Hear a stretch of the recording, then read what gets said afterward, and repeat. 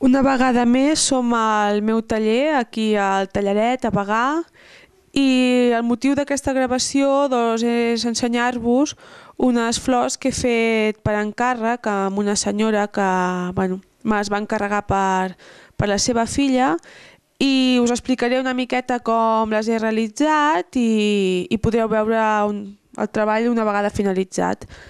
La forma de treballar-les ha estat com ara estic fent aquesta flor d'aquí.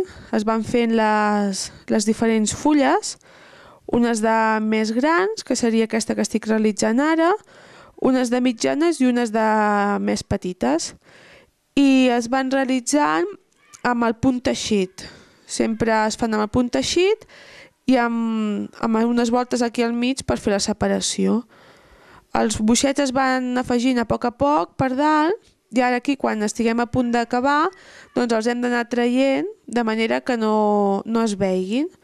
Les tres fulles es fan igual, amb el punt teixit i les dues voltes al mig. Llavors, cada fulla té un nombre diferent de boixets, també depèn de si es fa amb fil gruixut o es fa amb fil prim. Jo aquestes que vaig realitzar, que les tenim aquí al costat, les vaig realitzar amb un fil perler, perquè bé tenen que anar en un lloc on el fil havia de ser una mica resistent, i les vaig fer amb perler de color vermell i de color verd per poder fer el que eren els pètals de la flor o bé les fulles del tronc. Llavors em vaig fer, com us he explicat, les més grans, les mitjanes i les petites, i així sembla una flor ben oberta, una flor més petita i el que seria el capullet que s'està obrint. El muntatge està realitzat per l'Albireta de l'Arboç i, com podeu veure, està muntat amb uns pístils i un fil que fa el que seria el tronc. Llavors, bàsicament és això. Aquesta flor està realitzada per anar amb un nínxol ara que ve Tots Sants. Llavors, per això és el motiu que s'ha realitzat amb un perler gruixudet, perquè té que aguantar unes condicions climàtiques bastant extremes. L'altra flor que estic realitzant, l'estic realitzant amb un fil normal, finca del número 40, ja que aquesta flor no haurà de tindre unes condicions tan extremes.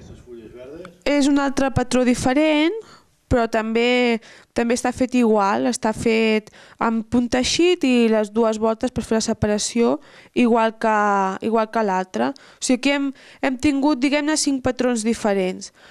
Un és aquest, que ha fet la flor més gran, un altre que ha fet la flor més petita, un altre que hem fet aquest.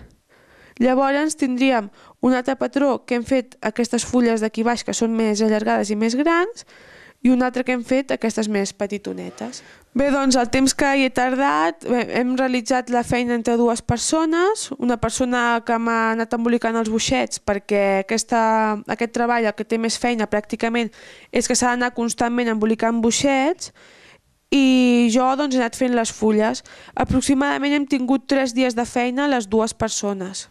La persona que m'ha ajudat a embolicar els boixets i jo. 3 dies de feina de 8 hores. Una jornada laboral. Una jornada laboral de 3 dies, exactament.